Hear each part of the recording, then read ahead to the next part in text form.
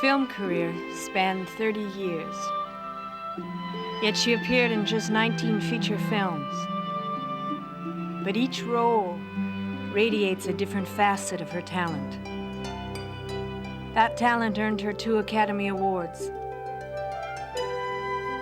Her life with one of the greatest actors of our time made her the center of attention for millions, even as she endured repeated illness. And today, so long after her death, she remains somehow elusive, never to be fully known or truly understood. But still we are enchanted by her and by the wonderful mix of beauty and art she brought to her films. And most of all, by her performance in perhaps the greatest woman's role ever on film, Scarlett O'Hara in Gone with the Wind. We knew her as Vivien Leigh.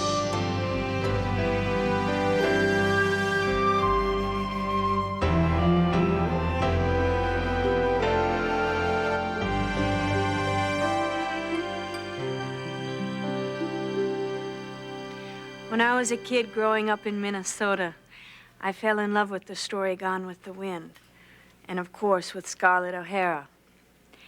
It's a rare phenomenon when an actor can so completely possess a role that it becomes impossible to ever imagine anyone else playing that part. And Vivien Leigh did this. To me, she represented everything being an actress could mean, and all the magic that it could bring. She said an aspect of her own personality showed in every part she played. Adoring Cynthia in Fire Over England, coquettish Elsa in A Yank at Oxford, loyal Myra in Waterloo Bridge, tempestuous Scarlett, and fragile, doomed Blanche. Vivien Leigh was all of these. And because she was also such a fine actress of the stage as well as the screen, she was much, much more. No one, I don't think, has ever been as beautiful. But yes, she had, as an actress, to fight against it, to be taken seriously. And I think she was never taken seriously enough because she was so beautiful. She was obsessed with work, not particularly with being a star. I don't think she was thinking about that very much. She had this appreciation for everything that life had to offer. Great intensity, as if she knew her life was going to be short and she was going to get it all in as well as she could in the few years that were going to be allotted to her. Well, I don't care what you expect or what they think. I'm going to dance and dance. Tonight I wouldn't mind dancing with Abe Lincoln himself.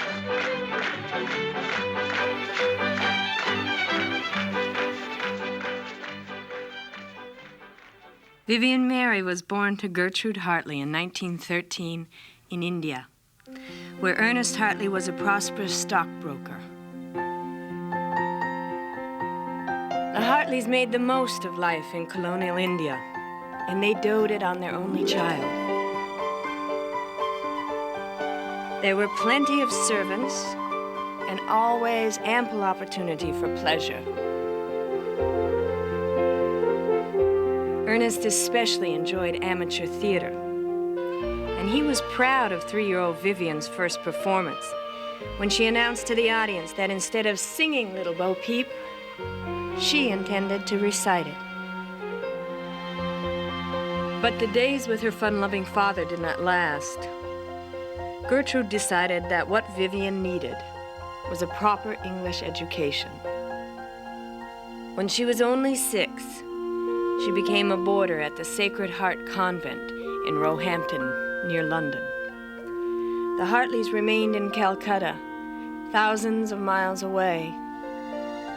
But if Vivien pined for her parents, she learned to conceal it.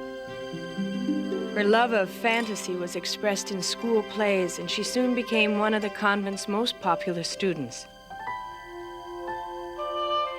She was 15 when her parents returned to England to settle. Then it was Europe for more schooling and travel, with time out for fun. Vivien was discovering the world.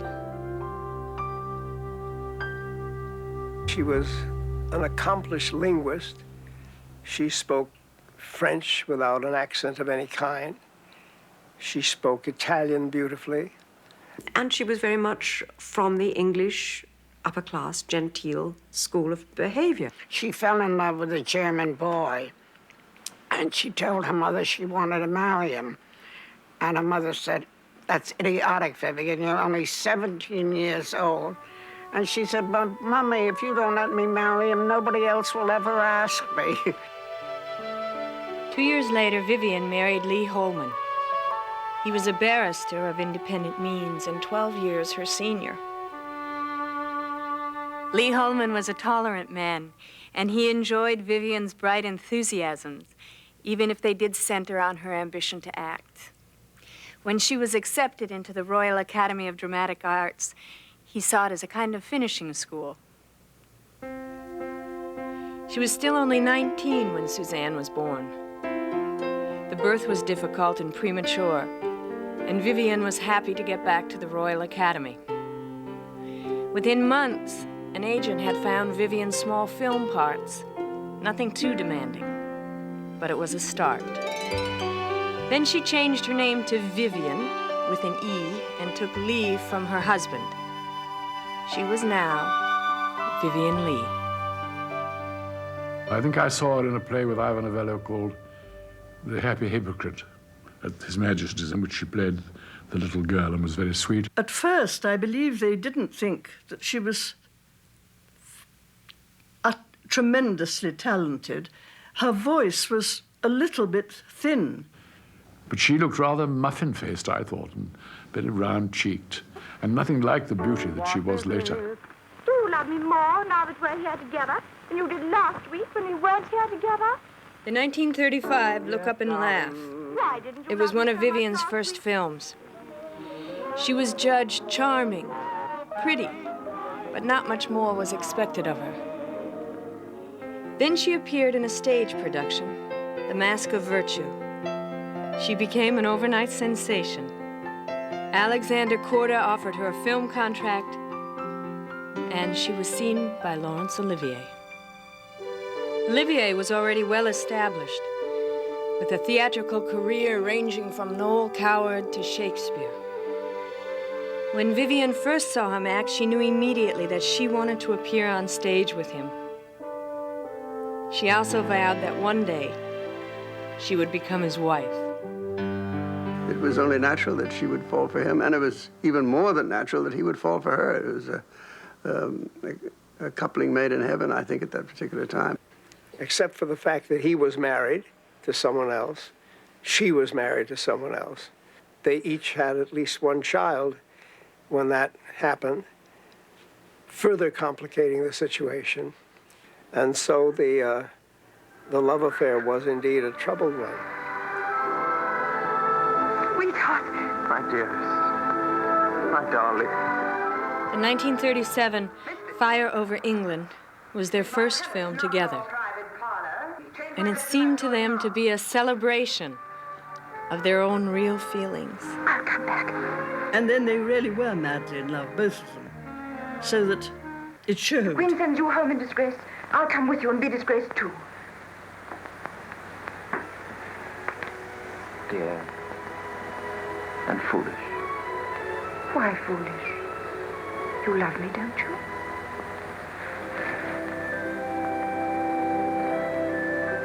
Well then, settled?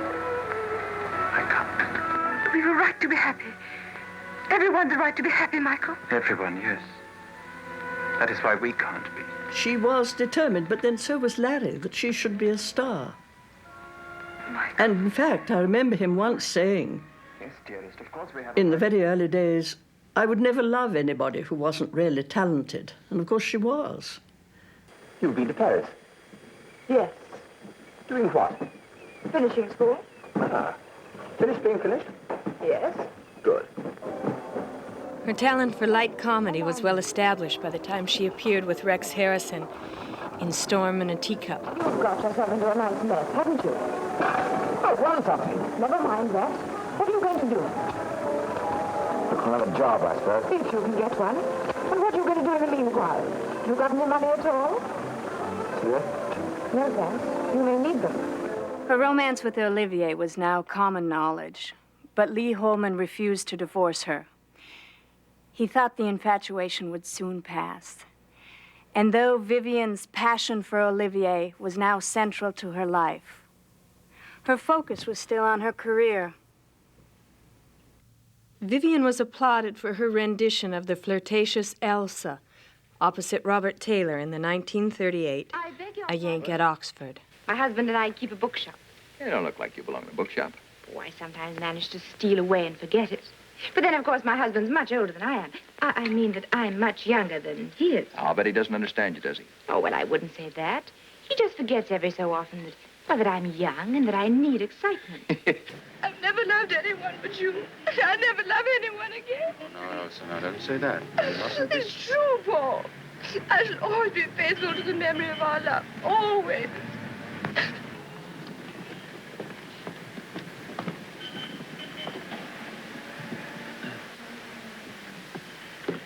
Oh, I beg your pardon.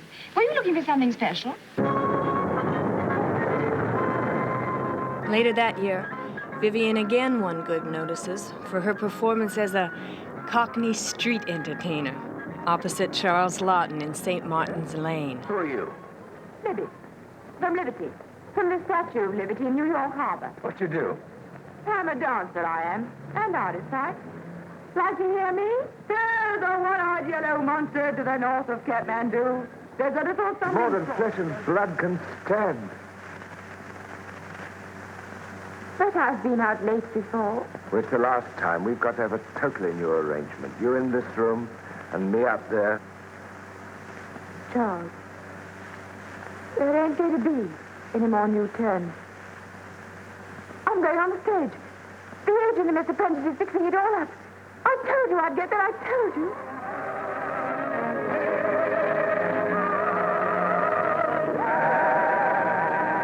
Vivien had come a long way from Little Bo Peep in Calcutta, India.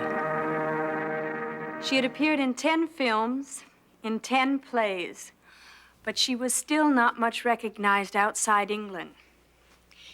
And then she heard of the search for a star for the movie version of Margaret Mitchell's best-selling novel. The setting was the American Civil War, the heroine a Southerner born and bred. Vivien Leigh had never even been to the United States, and her natural accent was the purest upper-class English. But the role was the most coveted in the history of movies, and Vivien Leigh decided to make it her own. And so she prepared to take Hollywood by storm. Even as Europe was about to burst into flames with World War II, in Hollywood, where war could still be fantasy, old sets on a back lot were burned for a scene for one of the most spectacular movies ever made, Gone with the Wind. It is now part of legend that against the unforgettable backdrop of Atlanta on fire, David O. Selznick first caught sight of Vivien Leigh. And Vivien had it planned perfectly. She looked radiant, and Selznick was bowled over. He was overwhelmed by the determination of this lovely, delicate, fragile English girl to play the part of a Southern heroine.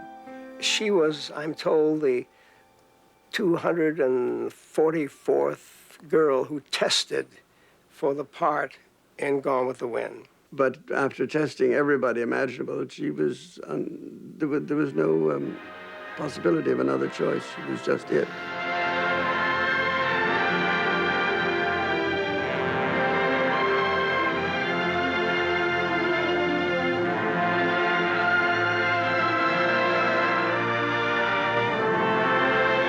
I remember Gone with the Wind with great joy. I was in high school at the time in Miami Beach, Florida, and we were taken out of school for the afternoon to see the film. And my mother took me to see Gone with the Wind when I was a little girl. I was born in 1939, which is the year that Gone with the Wind was made. So you can imagine how many times my mother had seen it by the time she took me to see it. She was just perfect, absolutely marvelous. Fiddly-dee. War, war, war.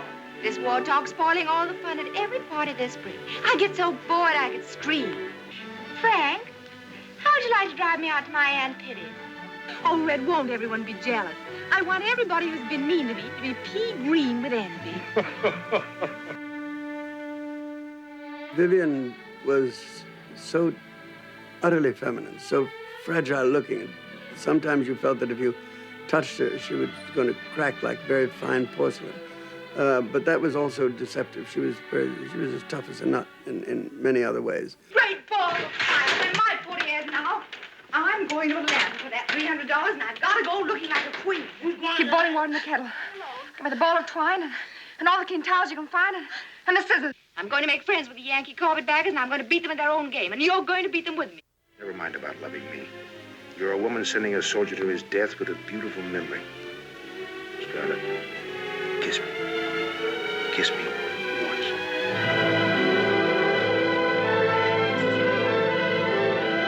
You low-down, cardly, nasty thing, you. They were right. Everybody was right. You aren't a gentleman. It was a great acting performance. She wasn't a spoilt girl. She wasn't a haughty girl. She wasn't a cruel girl. She wasn't any of those things, actually. She was a terrific woman, and she was a wonderful actress and played a marvelous role wonderfully well. 26-year-old Vivien Leigh had so successfully inhabited the character of Scarlett that she made it her own. And in one swoop, she created millions of adoring fans. But meanwhile, the one person she really longed to be with was 3,000 miles away. The first time I met Vivien Leigh was on the set of Gone with the Wind, just when the picture was starting. Although she had romped off with the most coveted role in screen history, she was very miserable because Larry was in New York. And she missed him so dreadfully that one day she got David Selznick to let her come to New York and see a matinee of No Time for Comedy. And during the intermission, she went back to see Larry, and they clasped each other and clung to each other so that you'd think it was the farewell scene from Romeo and Juliet. In 1940, Vivien again appeared opposite Robert Taylor in the romantic love story, Waterloo Bridge. Of all the films she made, this one was her favorite.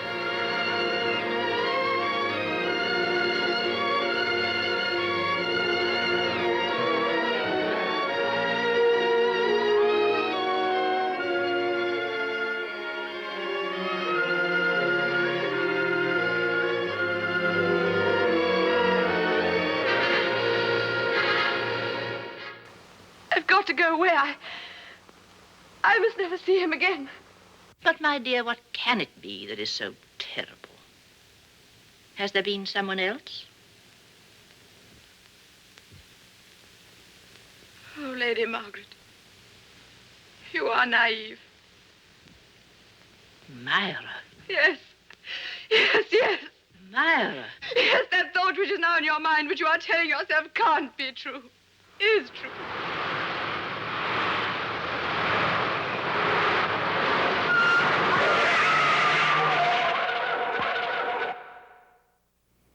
Although the tragedy of World War II had by now engulfed Europe, for Vivien Leigh, 1940 was a bright and significant year. She received the Academy Award for Best Actress for Gone with the Wind, and Lee Holman finally agreed on a divorce with one condition.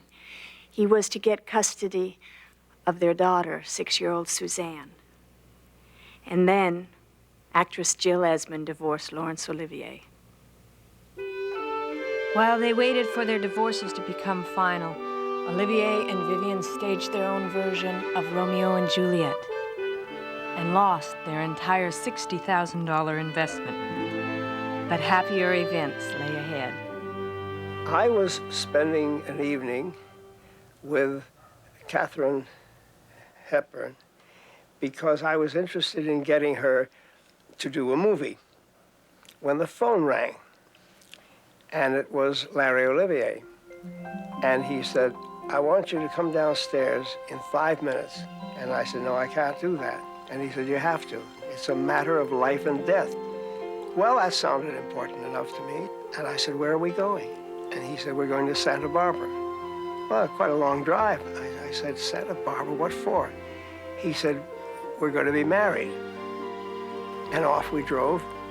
And within 5 minutes, these two great lovers on their way to the nuptials were having a knockdown, drag-out, screaming fight.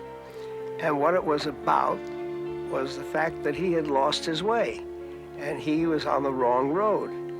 And so they scrapped and they battled and called each other names until we got on the right road. But the romance grew to almost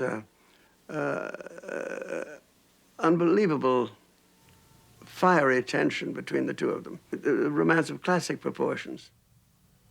The following year, Vivien achieved another of her ambitions. The Oliviers made their first film together as husband and wife. The 1941 That Hamilton Woman. Now I've kissed you through 2 centuries. 1800. The beginning of a new life for me. A life without you. How beautiful was the old century. When I was with you.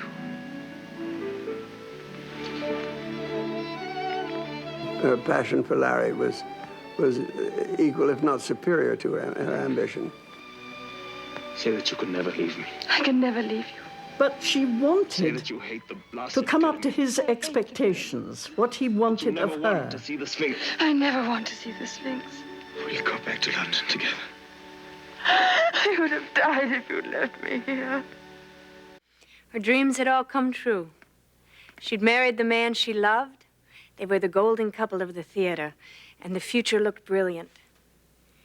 And for a while, it seemed as if nothing could ever come between them again. Back in England, the war dragged on. Suzanne had been sent to safety in Canada with her grandmother. Meanwhile, Olivier joined the Royal Air Force as a transport pilot. And while he waited for assignment, he and Vivien did their bit for the war effort. Among others present for the ceremony was the famous screen and stage actor Laurence Olivier, and also his wife, Vivien Leigh, who also had a few words to say to the microphone. And I'd like to wish that the boys who fly in this plane will have the greatest good luck always. In fact, I hope that you all will, always. Olivier encouraged Vivien to accept a role in George Bernard Shaw's The Doctor's Dilemma. The play was a great success and ran for over a year. The actor who was playing the painter, Dubedat, was taken ill, and the understudy was not able to play for some reason. And they brought me in overnight almost to play the part for a week. And I quickly said I would do it because I was anxious to meet her, and we became great friends through that. And then I used to go and stay with her and Olivier in the country in Buckinghamshire in their beautiful house. Notley Abbey was a 13th century estate that had once been owned by Henry V, the very king that Laurence Olivier was bringing to life in his new film. The Oliviers fell in love with the huge old house, and Vivien set about creating the most perfect home imaginable. She was utterly generous. She loved to give parties. She knew a great many people, pretty well everyone in the theatre, I should think.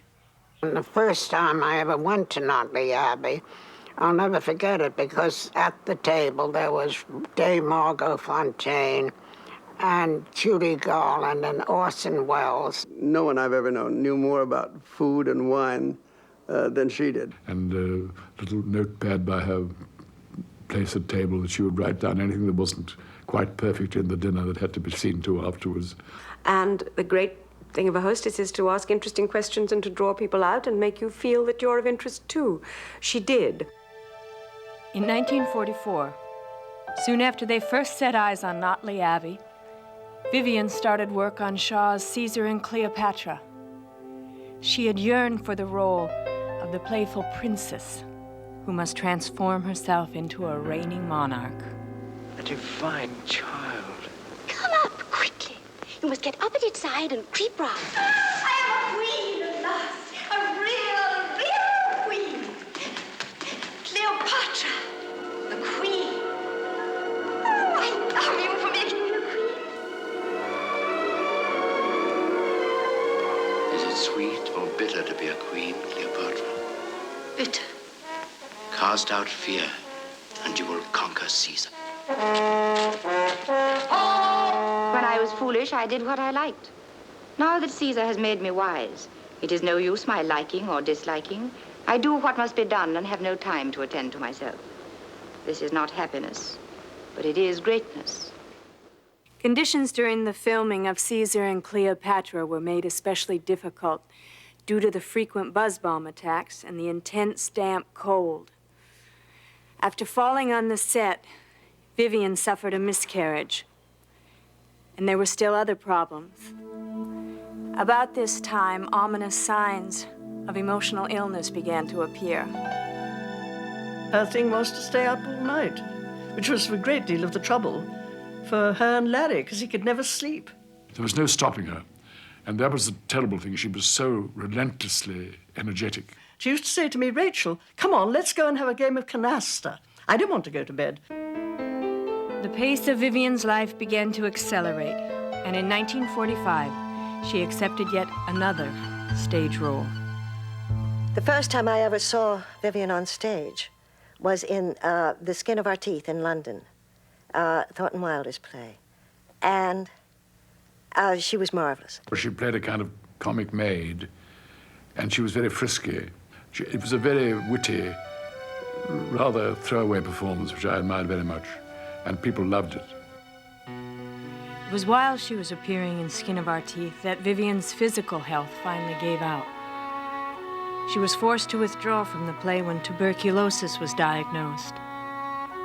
And she would never take any care when she got TB the first time. She went off down to Notley. She was told she'd got to rest, stay in bed, or even go to a home for a bit. She said, no, I won't. I'm going to plant daffodils, and did all the time. Vivien hoped to play Ophelia in Olivier's film of Hamlet. But Olivier felt a younger woman would be more appropriate for the part. Instead, Vivien starred in a movie version of Tolstoy's Anna Karenina with Ralph Richardson. What are you going to do with those letters? I shall divorce you and obtain the custody of Sergei. You cannot take Sergei from me. With these letters, I can. You cannot take him from me. You don't love him as I do. He's mine. I couldn't bear it. And me. Has anyone ever asked if I can bear it? I never wished to hurt you.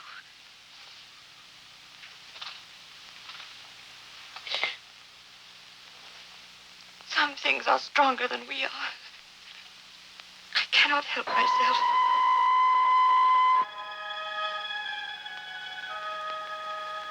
All these people, all going somewhere. Why do they trouble? Can't escape from yourself.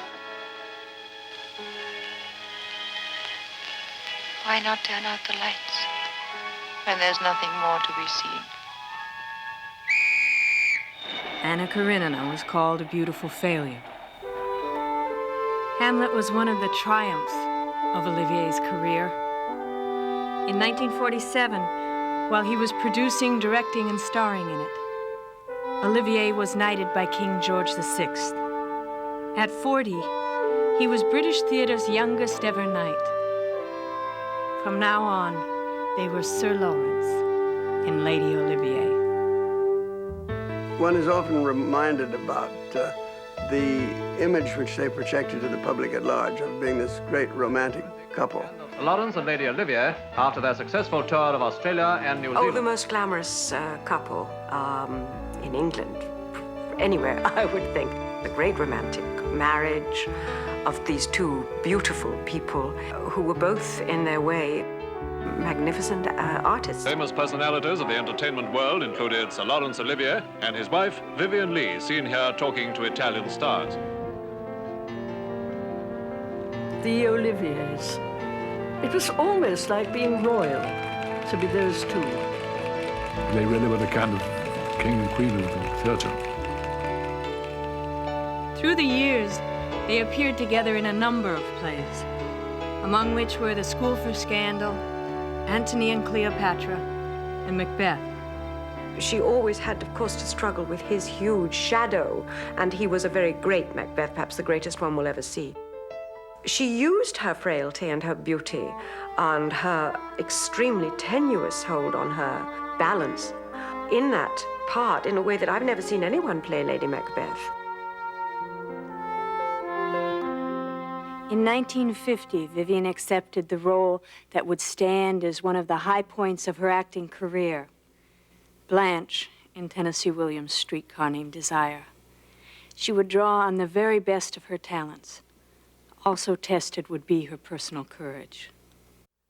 Streetcar, I remember Larry saying, she has worked and worked and worked. And he said once, perhaps I've pushed her too far. And I think that Streetcar was probably the greatest mistake she made in allowing herself to do the revival on the stage and then the film, because it was all too near home, and I don't think it could have been good for her at all. Sure you wouldn't like another? Well, maybe I will just take one tiny nip more, just to put the stopper on, so to speak. Now, don't get worried. Your sister hasn't turned into a drunkard. She's just all shaken up and hot and dirty and tired. I had no sense of it being extraordinarily personal, Waiter. the character of Blanche. Waiter. I would say she was a very determined person and a strong person in many respects. The fact that I was totally unaware of illness during the course of the making of the film says something. That Vivien was one of those extraordinary actresses who could read a script, say, oh yes, in order for this to come to life, this, and this must happen.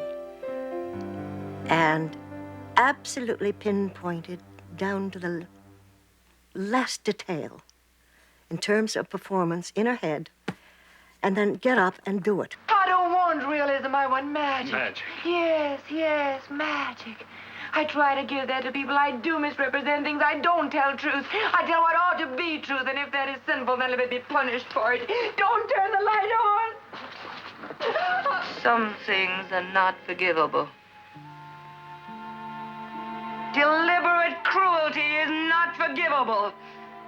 It is the one unforgivable thing, in my opinion, and the one thing of which I have never been guilty. For her performance in A Streetcar Named Desire, Vivien Leigh won her second Academy Award as Best Actress. It had been a triumph. In Blanche, she exposed aspects of herself she had never shown before on screen or stage. Her fragility, her sudden dips into despair and desolation that in the future would become more and more difficult to overcome. In the years ahead, there was rarely a time Vivien was not working or preparing to work in radio, in films, in theater. The Oliviers toured and traveled together, and most often were under a constant public scrutiny. Incidentally, he won an Academy Award, and she won an Academy Award for different pictures, of course, but they both accomplished the same result. Was Gone with the Wind a surprise to you? I'd always wanted to play in Gone with the Wind, but I must say that when I was chosen, I thought I didn't really think it would happen, but I'd wanted it to happen for so long that... I'd never cast her as a Jezebel, would you? Thank you very much. But by the early 50s, it became apparent that their marriage had begun to unravel. Vivien's mood swings were becoming more pronounced and more frequent.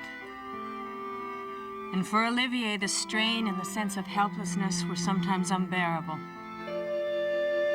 He said Vivien had given him some of the most wonderful times of his life, and also some of the worst. With a manic depressive person, they're either very, very up or utterly down. And very often, in the up times, they feel they're strongest and that they can do almost anything. But what was touching was that when she behaved badly in nursing homes, she made scenes and broke windows and attacked people.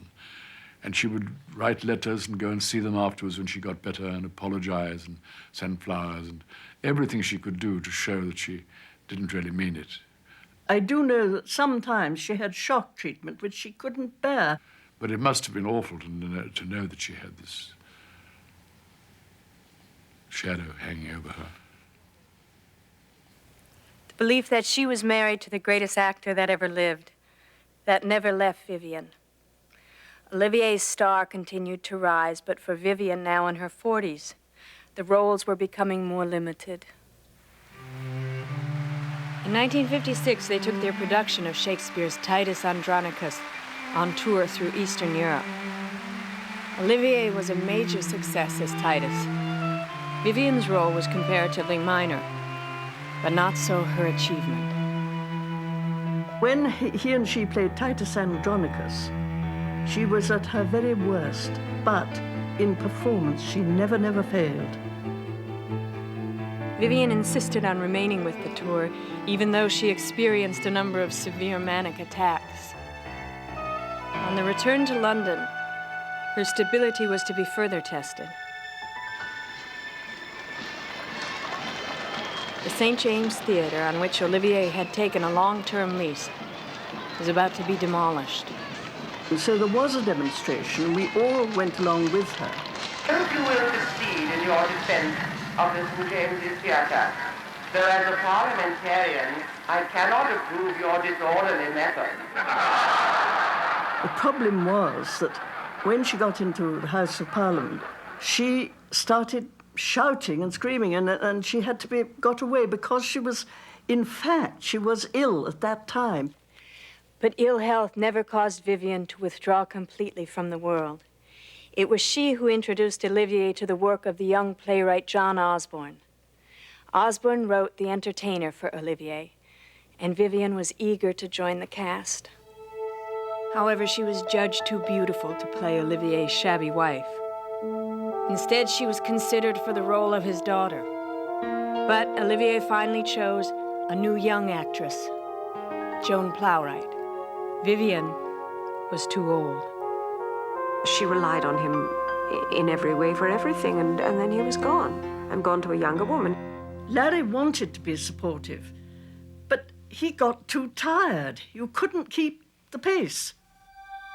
When he met Joan, he met someone who was gentler, brilliant talent, but gentler. It had been over 25 years since she first laid eyes on him. They had become the golden couple.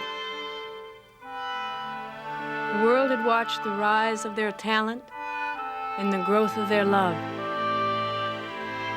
But now it was over. It was bound to burn itself out, I suppose, in due course. It was burning so brightly. But their affection for each other never ceased, even after the romance itself had burnt itself out. And now Scarlett O'Hara captures her Atlanta again. Of course, she's Vivien Leigh, ever charming and lovely, adding her luster to the premiere. Things would be different now for Vivien. And yet, there was always the promise of work. There was family. The birth of Suzanne's children meant she was now a grandmother. And there was Jack Merivale. She'd met Jack long before when they were playing Romeo and Juliet in New York. I think everybody was glad when they decided to live together because she was so desperately unhappy about her breakup of the marriage. And Larry would ring him up and say, ask how she was and all that, and be thankful. Well, he was thankful for Jack, of course, because it worried him terribly, and her illness worried him. But she was very tough with him because she was still in love with Olivier to the end of her life and always kept his photograph by her bed and his love letters and all that kind of thing. When she starred in another Tennessee Williams work, The Roman Spring of Mrs. Stone, Vivien's own anxieties about age and loneliness seemed to be cruelly dramatized.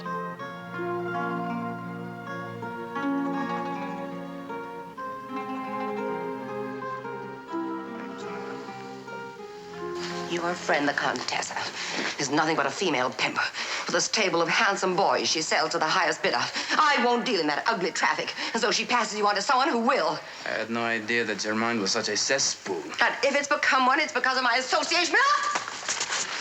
You ought to leave Rome. You've ruined yourself here. Paul! I would not be surprised if the police refused to renew your permit to stay. Well, that's between you and the police, of course, but what I personally don't like is your dishonesty. I don't understand. I thought there was something... I demand to know... Yes, you demand a lot of things. You're so puffed up with being a great lady.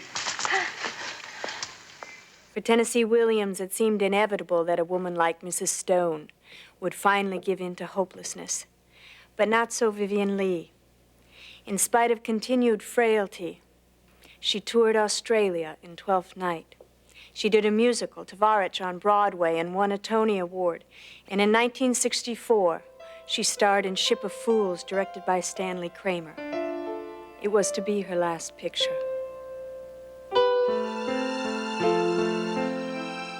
I think that Vivien Leigh saw in this role a chance to achieve, somewhat late in her career, a moment of tremendous drama and to scintillate, really, with an interpretation of a woman who's drinking, who doesn't want to be the age she has arrived at. She had health problems. She was taking shock treatments. She was highly nervous, and despite her illness, didn't let it intrude. She would occasionally go off to one side and actually be shaking. Master control of herself and come back to the scene and manage it and do it and then go back to the palpitation again. It was something which is indescribable. What do your parents feel about you going to Europe? My mother's You thrilled. could see this great beauty, and then when you got close to her, you could see the stains and strains of life in that face, but that was still so incredibly childlike in its beauty, I think. But there are people that grow older, and there are people that age, but something in them, in their face, in their eyes, something remains a child, and I think that was true of Vivien Leigh. Behind those old eyes, you hide a 16-year-old heart.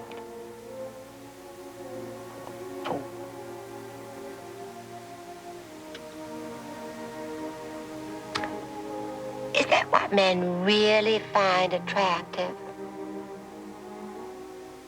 Mm-hmm. I wish that I'd been able to see her in her life when she was happy and when she was doing everything that she must have done brilliantly, because someone told me once that the way she put a dinner table together, the way she put a room together, the way she entertained, made life a work of art. And I think that was probably true. 45 years earlier, there had been another long voyage by ship, one a small girl had made with her mother from India to England. It was as if a circle had been closed.